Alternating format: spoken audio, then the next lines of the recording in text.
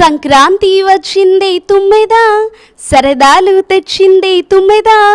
నింగి నెల నాదే ప్రత్యేక కార్యక్రమానికి స్వాగతం సుస్వాగతం. ముందుగా వనితా టీవీ ప్రేక్షకులకు భోగి సంక్రాంతి కనుమ శుభాకాంక్షలు. మరి సంక్రాంతి అనగానే ముగ్గులు, గొబ్బెమ్మలు, పిండి వంటలు, హరిదాసుల కీర్తనలు, గంగిరెద్దుల విన్యాసాలు ఇవన్నీ గుర్తొస్తాయి. మరి హైదరాబాద్ అల్వాల్లో సంక్రాంతి సంబరాలు అంబరాన్ని అంటుతున్నాయి. వీటితో పాటు బొమ్మల కొలువులు కూడా ఏర్పాటు చేశారు. ఆ విశేషాలేంటో ఇప్పుడు చూద్దాం, వచ్చేయండి.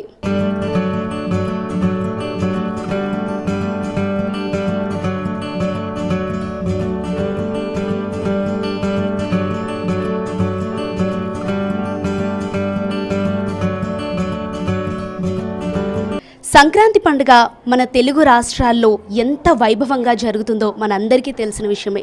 ఈ వేడుకను పురస్కరించుకొని ఏపీ తెలంగాణలోనే కాకుండా వివిధ రాష్ట్రాల్లో కూడా బొమ్మల కొలువులు నిర్వహిస్తుంటారు మహిళలు. అయితే పండుగల్లో నిర్వహించే ప్రధాన ఘట్టంతో పాటు పురాణ ఇతిహాసాలను కథల రూపంలో పిల్లలకి తెలియజేస్తూ భారతీయ సంప్రదాయంపై గౌరవం తెచ్చేలా చేస్తున్నారు. అయితే డాక్టర్ తులసి పద్మ గారి ఆధ్వర్యంలో టీచర్స్ బొమ్మల కొలువుని ఇక్కడ నిర్వహిస్తున్నారు. రోజువారి పాఠాలతో పాటు బొమ్మల కొలువు యొక్క విశిష్టత అలాగే ఆధ్యాత్మికత గురించి కూడా తెలియజేసే ప్రయత్నం చేస్తున్నారు. మరి ఈ బొమ్మల కొలువు విశిష్టత ఏంటో వారి మాటల్లోనే తెలుసుకుందాం.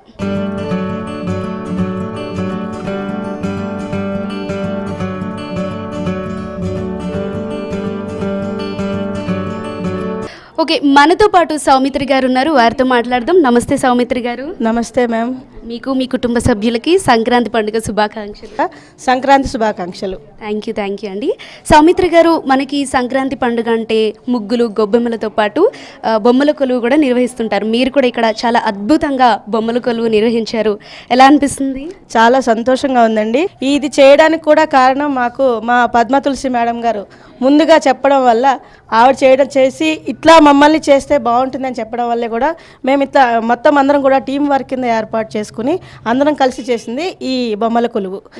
ఈ బొమ్మల కొలువు అంటే పిల్లలకి ఫస్ట్ నుంచి కూడా ఏమీ తెలియట్లేదు ఈ రోజు కాలంలో పిల్లలకి. సో మేము ఇట్లా ఏర్పాటు చేయడం అనేది జరిగింది. ఎప్పటి నుంచి ఈ బొమ్మల కొలువు ఏర్పాటు చేస్తున్నారు? అంటే మామూలుగా అయితే ఎప్పటి నుంచి అంటే పురాతన కాలాల నుంచి కూడా దీన్ని చేయడం జరుగుతోంది. కాకపోతే మాకు ఈ వనితా టీవీ ఛానల్ వాళ్ళు మాకు ఈ ఛాన్స్ ఇవ్వడం ద్వారా ఒక ఈ ఇయర్ నుంచే మేము స్టార్ట్ చేయడం అనేది జరిగింది. సౌమిత్రి గారు, బొమ్మల కొలువుల గురించి చెప్పారు అండ్ గొబ్బిళ్ళ గురించి చెప్పారు, గాలిపటాల గురించి చెప్పండి. ఈ టైంలో మనం గాలిపటాలు ఎగరేస్తాము. గాలిపటం అనేది పైకి వెళ్తూనే ఉంటుంది. అసలు గాలిపటం ఎగిరింది అంటే కింద మనం నిలబడి నేలని మర్చిపోకూడదనే ఆలోచనతోనే మనం గాలిపటాన్ని పైకి ఎగరేస్తున్నా కూడా మన నేలని మనం ఎప్పుడు కూడా మరవకూడదు అనేది దాని అర్థం. మరి పండుగల విషయంలో తులసి పద్మ గారు మిమ్మల్ని ఏ విధంగా ప్రోత్సహిస్తారు? మ్యామ్ గురించి చెప్పాలంటే చాలా ఉందండి. పద్మ తులసి మేడం అంటే అమ్మ లేనిదే మా జీవితం లేదన్నట్టు, అమ్మ నడిపించనిదే ఇక్కడ వరకు మేము నడవలేకపోతున్నాము. ఆమె చెప్తేనే మేము అడుగులు వేస్తున్నాం అన్నట్టుగా ఉంటుంది మా జీవితం. సో ఇక్కడ మేము ఈ బొమ్మల కొలువు చేయడానికి కూడా కారణం మేడం పద్మ తులసి మ్యామ్, అలాగే సార్ సుబ్బారావు సార్ కూడా ఈ పండుగల గురించి ముఖ్యంగా ఏ పండుగలు ఎట్లా జరుపుకోవాలి అనే విధానంలో ప్రతి ఒక్క దాని గురించి కూడా మ్యామ్ మాకు చెప్తూ ఉంటారు. అలానే ఇప్పుడు ఈ బొమ్మల కొలువు ఏర్పాటు చేయడానికి కూడా మేడం చెప్పకుండా మేమేమి చేయలేము కాబట్టి ఫస్ట్ మేమందరం కలిసి చేసిందే ఈ టీం వర్క్. సో మేడం తెలియజేయడం వల్లే మేము ఇలా ఏర్పాటు చేయడం జరిగింది. ఈ అవకాశం ఇచ్చినందుకు పద్మ మ్యామ్కి అలాగే సార్కి సుబ్బారావు సార్కి కూడా ఎంతో ధన్యవాదాలు తెలియజేసుకుంటున్నాము. అట్లానే మాకు ఈ ఛాన్స్ ఇచ్చినందుకు వనితా టీవీ వాళ్ళు కూడా చాలా ధన్యవాదాలు తెలుపుకుంటున్నామండి. థ్యాంక్ యూ సౌమిత్ర గారు, థ్యాంక్ యూ సో మచ్. బొమ్మల కొలువు యొక్క విశిష్టత చాలా చక్కగా వివరించారు మీ టీచర్స్ అందరూ. Thank you so much. Thank you ma'am, thank you so much. నమస్తే జ్యోతి గారు, హ్యాపీ పొంగల్. హ్యాపీ పొంగల్ అండి. Thank you. ఓకే, ఈ బొమ్మల కొలువులో ప్రధానంగా అంటే ఏ దేవతా విగ్రహాలని మీరు ఏర్పాటు చేశారు? ఈ బొమ్మల కొలువులో మేము ప్రధానంగా శివుడి విగ్రహం, లక్ష్మీదేవి విగ్రహం, రాజులు, సైనికులు ఈ విధంగా ఏర్పాటు చేయడం అనేది జరిగింది. బొమ్మల కొలువు ఏర్పాటు చేసేటప్పుడు ఎలాంటి నియమ నిష్టలు మీరు పాటించారు? ఈ బొమ్మల కొలువు ఏర్పాటు చేసినప్పుడు తప్పనిసరిగా నియమ నిష్టలు పాటిస్తాము. ఫస్ట్ మొదట పాడ్యం రోజున ఈ గదిని శుభ్రం చేస్తూ ఉంటాం. పరిశుభ్రంగా ఉండాలి పరిసరాలు అని శుభ్రం చేస్తూ ఉంటాం. దాని తర్వాత తోరణాలు కట్టడం, రంగవల్లులు వేయడం, అలాంటివి చేస్తూ ఉంటాం. మొదట వీటిని మెట్లుగా పేర్చాలి అండి. మెట్లుగా పేర్చి దాని తర్వాత ఒక బట్ట వేసి దాన్ని బేసి సంఖ్యలో 3 కానీ 5 కానీ 7 కానీ ఇట్లా మెట్ల లాగా పేర్చడం అనేది జరుగుతుంది. మొదట ఇది పేర్చినప్పుడు ఆడపిల్లను ప్రధానంగా తీసుకుంటారు వాళ్ళ ఇండ్లలో. ఆడపిల్లతో ఫస్ట్ బొమ్మను పెట్టడం అనేది జరుగుతుంది. దాని తర్వాత వాళ్ళ పెద్దవాళ్ళు మిగిలిన బొమ్మలన్నీ వాళ్ళ అమ్మ వాళ్ళతోని పెట్టడం అనేది జరుగుతుంది. బొమ్మలు పేర్చడం తర్వాత దీన్ని ముత్తైదువులు ఉంటారు కదండి, ముత్తైదులతో వాళ్ళకి పేరంటాలను ఇవ్వడం, వీటికి పూజలు చేయడం, అన్ని దేవతలకు ఏ విధంగా అయితే పూజలు చేస్తామో మేల్కొల్పడం, సేవ పల్లకి ఆ విధంగా చేయడం అనేది ఈ 3 రోజులు భోగి, సంక్రాంతి, కనుమ ఈ 3 రోజులు చేస్తారండి. జ్యోతి గారు, సంక్రాంతి విశిష్టత గురించి తెలియజేయండి. సంక్రాంతి అనేది ఒక పెద్ద పండగ. ఆంధ్ర, తెలంగాణ రాష్ట్రాల్లో ఒక పెద్ద పండగ జరుపుకుంటాం. మొదట సంక్రాంతి అనగా సంకురయ్య అనే కాలపురుషుని గురించి తెలుసుకోవడం అనేది జరుగుతుంది. సంకురయ్య అనగా ఎవరంటే కాలపురుషుడు అనే కాల పరివర్తనం, అంటే ఒక్కొక్క వాహనం మీద ఈ కాలపురుషుడు అనే అతను భూలోకానికి రావడం అనేది జరుగుతుంది. ఎందుకనగా ఈ ఒక్కొక్క వాహనంలో ఈ ఒక్కొక్క కాలంలో ఒక్కొక్క విధంగా మార్పు చెందుతూ ఉంటుంది. కాబట్టి భూలోక వాసులందరినీ పరిపాలించడానికి ఈ సంక్రాంతి కాలపురుషుని రూపంలో వస్తుంది. ఈ బొమ్మల కొలువు ఏ విధంగా అయితే కాలపురుషుని ఒక బొమ్మ ఫస్ట్ మొదట పెట్టి స్వాగతం పలుకుతాం. ఆ స్వాగతం ద్వారా మిగతా మనమంతా కూడా ఒక బొమ్మలాగా సృష్టిలో పరిపాలించబడతామని దీని ప్రత్యేకత, బొమ్మల కొలువు యొక్క ప్రత్యేకత. ఈ బొమ్మల కొలువులో ఎలాంటి ఘట్టాలు ఏర్పాటు చేశారు? సాధారణంగా ఈ బొమ్మల కొలువులో ఫస్ట్ దేవతా విగ్రహమూర్తులను మేము ఏర్పాటు చేస్తామండి. అందులో ముందుగా మన ఆదిదేవుడు వినాయకుడిని, తర్వాత ఆది దంపతులైన శివపార్వతులతో పాటు లక్ష్మీదేవిని, గౌరీదేవిని కొలుచుకుంటాము. అంతేకాదు ఈ సంక్రాంతి పండుగ సందర్భంగా మనకి ధాన్యం పంట అనేది మన ఇంటికి వస్తుంది. సో దానికోసమని ఇక్కడ రైతులు, తర్వాత ఎడ్ల బండి, తర్వాత వచ్చేసి మన కోడి పందాలు, రకరకాల జంతువులను ఏర్పాటు చేశాము. అంతేకాకుండా మన హిందూ సాంప్రదాయం గురించి చాలా కష్టపడినటువంటి వ్యక్తి మన శివాజీ గారిని కూడా మేము ఇక్కడ ఏర్పాటు చేశామండి. అంతేకాకుండా మన హిందూ సాంప్రదాయానికి ప్రతీక అయిన అన్ని విదేశ సాంప్రదాయాలు కూడా మన హిందూ సాంప్రదాయానికి చేతులెత్తి మొక్కే విధంగా ఉండే వివాహ మహోత్సవం, అలాంటి ఘట్టాలను కూడా మేము ఏర్పాటు చేశామండి. చూడండి, పెళ్లి కూతురు, పెళ్లి కొడుకు, తర్వాత వివాహానికి సంబంధించినటువంటి బాజా భజంత్రీలు అవన్నీ కూడా మేము ఏర్పాటు చేశాము. దీనికోసమని మా పిల్లలు, తర్వాత మా మేడం, సార్, మా టీచర్స్ అందరూ చాలా కష్టపడ్డారు. ఎస్పెషల్లీ మీకు కూడా చాలా థ్యాంక్ యూ అండి. హ్యాపీ పొంగల్. ఓకే, లత గారు, హ్యాపీ సంక్రాంతి. మీకు కూడా హ్యాపీ సంక్రాంతి అండి. Thank you. బొమ్మల కొలువుతో పాటు సంక్రాంతి సందర్భంగా పాటలు కూడా పాడుతుంటారు కదా, మాకోసం ఒక మంచి పాట పాడండి. ఓకేనండి, పాడతాము. గొబ్బియల్లో కొండనయ్యకు గొబ్బిల్లో, అలీ లక్ష్మి అల్లమేలమ్మకు అందమైన గొబ్బిల్లో, కన్నే పిల్లల కోరికలు తీర్చే నేలయ్యకు గొబ్బిల్లు, ఆది నేలయ్యకు గొబ్బిల్లు, ముద్దుల గుమ్మ బంగారు బొమ్మ మీనమ్మకు గొబ్బిల్లు, రుక్మీనమ్మకు గొబ్బిల్లు, గొబ్బియల్లో కొండనయ్యకు గొబ్బిల్లు, ఆ కొండ ఏలమ్మకు అందమైన గొబ్బిల్లు. వావ్, చాలా చక్కగా పాడారు. థ్యాంక్ యూ అండి. మాకు ఈ అవకాశం ఇచ్చినందుకు మీకు కూడా చాలా థ్యాంక్స్ అండి. ఇంకేమైనా చెప్పాలనుకుంటున్నారా సంక్రాంతి సందర్భంగా? చాలామంది పిల్లలు ఇప్పుడు ఫోన్కి అడిక్ట్ అవుతున్నారు కదా. ఈ బొమ్మల కొలువు ఎలా ఏర్పాటు చేస్తే వాళ్ళు ఈ క్వశ్చన్స్ అడుగుతారు కదా, ఇది ఎందుకు అది ఎందుకని. సో మనం ప్రాచీన కాలం మన సంస్కృతి సాంప్రదాయం గురించి కూడా తెలుసుకోవడానికి మెయిన్గా ఈ బొమ్మల కొలువు అనేది ఏర్పాటు చేస్తారు. సంక్రాంతి సమయంలో మకర సంక్రాంతి అంటాం మనము. మకర సంక్రాంతి అంటే సూర్యుడు మకర రాశిలోనికి ప్రవేశించే కాలం కాబట్టి మకర సంక్రాంతి అంటాము. ఆ సూర్యకిరణాలు మన ఆరోగ్యానికి చాలా మంచివి. అందుకే గాలిపటాలు ఎగరేస్తారు కదా, అవి కూడా ఈ పండుగకి ఓకే ఆనందానికే కాకుండా ఆరోగ్యానికి కూడా మన సూర్యరశ్మి మనకు తాకి మన శరీరానికి డి విటమిన్ లభిస్తుంది. సో దానివల్ల ఇన్ఫెక్షన్స్ అవి ఇవి లేకుండా హెల్తీగా ఉండడానికి మనకి ఇలా కూడా ఉపయోగపడుతున్నాయి గాలిపటాలు. మహారాష్ట్రలో నువ్వుల లడ్డు ప్రత్యేకత గురించి తెలుసుకున్నాం కదా, ఇప్పుడు తెలంగాణలో నువ్వుల లడ్డు గురించి తెలుసుకుందాం. చెప్పండి, నువ్వుల లడ్డు యొక్క ప్రత్యేకత ఏంటి? నువ్వులు మనకి మన ఒంటికి వేడి చేస్తాయండి. మనం ఇది చలికాలం కాబట్టి, సంక్రాంతి చలికాలంలో వస్తుంది కాబట్టి అన్ని పండుగలకి మనము అరిసెలు, చకినాలు, నువ్వుల లడ్డూలు చేసుకోము, వేరే పిండి వంటలు చేసుకుంటాం. కానీ ఎస్పెషల్లీ సంక్రాంతికి మాత్రము చకినాలు, నువ్వులు ఎక్కువ ఫేమస్. ఎందుకంటే ఇందులో నువ్వులు ఎక్కువ వాడతాము. సో మన ఆరోగ్యానికి ఇవి ఈ కాలంలో మేలు చేస్తాయి అన్నమాట. సో ఇవి పంచేటప్పుడు మేము ఏమంటామంటే తెలుగు రాష్ట్రాల్లో తీపి తిని తీయగా మాట్లాడండి, నువ్వులు తిని నూరేళ్ళు బ్రతకండి అని చెప్పేసి మేము ఇవి అందరికీ పంచుతాము ఆడపడుచు. బాగా చెప్పారు. మాధవి గారు, మరి సంక్రాంతి మీరెలా జరుపుకుంటారు? మేము మొదట సంక్రాంతికి మా కుటుంబ సభ్యులందరితో కలిసి నూతన వస్త్రాలు తెచ్చుకోవడము, అలాగే భోగి మంటలతో మొదలెట్టి ఆ భోగి మంటలతో పాటు సంక్రాంతి కనుమలో మళ్ళీ పశు జంతువులను అందరినీ ఆదరించుకోవడము, అలాగే ఆ పండగ విశిష్టతను తెలుసుకోవడము, అలాగే ఆ భోగి మంటల్లో మనము మన పాత వస్తువులను వేసి భోగి మంటలు వెలిగించడము, అలా మన కుటుంబ సభ్యులందరితో కలిసి మనం గడుపుకునే ఒక పెద్ద సంబరంగా మనకు కొనసాగుతుంది. దాని ద్వారా మన కుటుంబ సంక్షేమంగా ఉండడము, అలాగే మన కుటుంబంలో అందరం కలిసి ఉండడము ఇదనేది ఎప్పుడు జరగదు. ఇప్పుడున్న బిజీ లైఫ్లో అందరూ కలిసి ఉండడము, ఒక టైం స్పెండ్ చేయడం అనేది అస్సలు కుదరదు. కానీ ఈ సిచ్యువేషన్లో మనం ఎట్లా అంటే పండుగ సందర్భంగా అందరము కలిసి అందరి యొక్క కలిసిమెలిసిగా ఉండడము, అందరిలోనూ మనోభావాలు అలాగే వాళ్ళందరితోనూ మనము ఇమిడి ఉండడం ద్వారా మనకి మన యొక్క కుటుంబం విశిష్టత అనేది అన్నీ తెలుస్తాయి. కాబట్టి ఈ పండుగలు జరుపుకోవడం ద్వారా మనకి ప్రతి ఒకరికి అంటే వ్యక్తికి ఉన్న అనుబంధం పెంచుకోవడానికి, అలాగే మన బాంధవ్యాలని పెంచుకోవడానికి, అందరము ఐక్యంగా ఉండడానికి, మన కుటుంబ సంక్షేమంగా అంతా కూడా మనం ఐక్యతతో ఉంటేనే మన జీవితాలన్నీ కూడా కొనసాగించడానికి చాలా అద్భుతంగా ఉంటుంది. కాబట్టి మన ఐక్యతను పెంచడం కోసమే ఈ పండుగలు అనేది కూడా చాలా సంబరంగా జరుపుకుంటాము. ఈ పండుగల ద్వారానే మనము మన సాంప్రదాయాలను అలాగే మన ఐక్యతను పెంచుకుంటాము. చాలా చక్కగా చెప్పారు. Thank you. నమస్తే మాధవి గారు, సంక్రాంతి పండుగ శుభాకాంక్షలు. సంక్రాంతి శుభాకాంక్షలు మీకు కూడా అండి.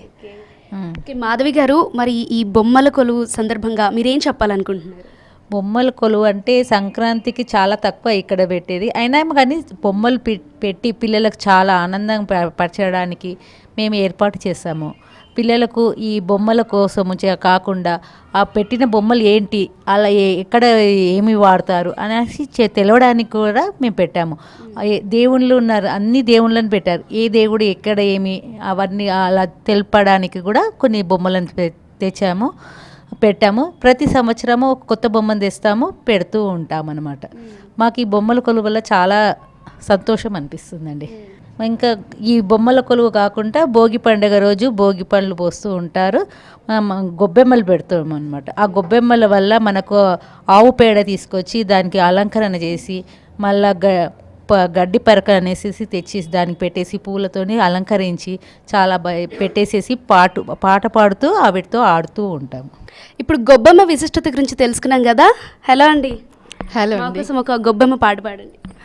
గొబ్బియల్లో గొబ్బియల్లో గొబ్బియలో సంక్రాంతి పండవచ్చే గొబ్బియలో గొబ్బియలో గొబ్బియలో దొబ్బియలో సంక్రాంతి పండువచ్చే గొబ్బియలో సీతాదేవి వాకిట వెలిసిన గొబ్బియలో గొబ్బియలో గొబ్బియలో గొబ్బియలో సంక్రాంతి పండవచ్చే గొబ్బియలో మాణిక్యాల ముగ్గుల వేసిన గొబ్బియలో నవరత్నాల ముగ్గుల వేసే గొబ్బియలో గొబ్బియలో గొబ్బియలో గొబ్బియలో సంక్రాంతి పండుగ వచ్చే గొబ్బియలో రంగుల మీద పువ్వులు వేసే గొబ్బియలో గొబ్బియలో గొబ్బియలో గొబ్బియలో సంక్రాంతి పండుగ వచ్చే గొబ్బియలో గొబ్బమ్మ మీద మందార పూలు గొబ్బియలో సంక్రాంతి పండుగ వచ్చే గొబ్బియలో ధాన్యపు రాసు ఇంటికి వచ్చే గొబ్బియలో పశుపక్షాలు కిల్లారే గొబ్బియలో బంతి పూలు చామంతితో గొబ్బియలో లక్ష్మీ రమణాలు ముగ్గులు వేసే గొబ్బియలో వాడవాడల భోగి మంటలు గొబ్బియలో భోగి పండ్లు వేసేరమ్మ గొబ్బియలో గొబ్బియలో గొబ్బియలో గొబ్బియలో సంక్రాంతి పండుగ వచ్చే గొబ్బియలో డమ్ డమ్ డమ్ డమ్ డమ్రుంకతో గొబ్బియలో గనగన గనగన గంటారావం గొబ్బియలో మా జంగం దేవరం వచ్చేరమ్మ గొబ్బియలో మా జంగం దేవరం వచ్చేనమ్మ బొగ్గియలో దూడు దూడు బస్వన్నంటూ గొబ్బియలో సంక్రాంతి పండుగ వచ్చే గొబ్బియలో దూడు దూడు బస్వన్నంటూ గొబ్బియలో సంక్రాంతి పండుగ వచ్చే గొబ్బియలో గోపికలంతా వచ్చేరమ్మ గొబ్బియలో సంక్రాంతి పండుగ వచ్చే గొబ్బియలో గోదాదేవికి హారతి ఇద్దాం గొబ్బియలో సంక్రాంతి పండుగ వచ్చే గొబ్బియలో ఆ ధాన్యలక్ష్మికి హారతి ఇద్దాం గొబ్బియలో ఆ అష్టలక్ష్మికి హారతి ఇద్దాం గొబ్బియలో గొబ్బియలో గొబ్బియలో గొబ్బియలో సంక్రాంతి పండుగ వచ్చే గొబ్బియలో సంక్రాంతి పండుగ వచ్చే గొబ్బియలో. ధన్యవాదాలు. అద్భుతంగా పాడారు, అద్భుతంగా. మొత్తం సంక్రాంతి మొత్తం ఆ సాంగ్లోనే అర్థమైపోయింది. థ్యాంక్స్ అండి, చాలా థ్యాంక్స్.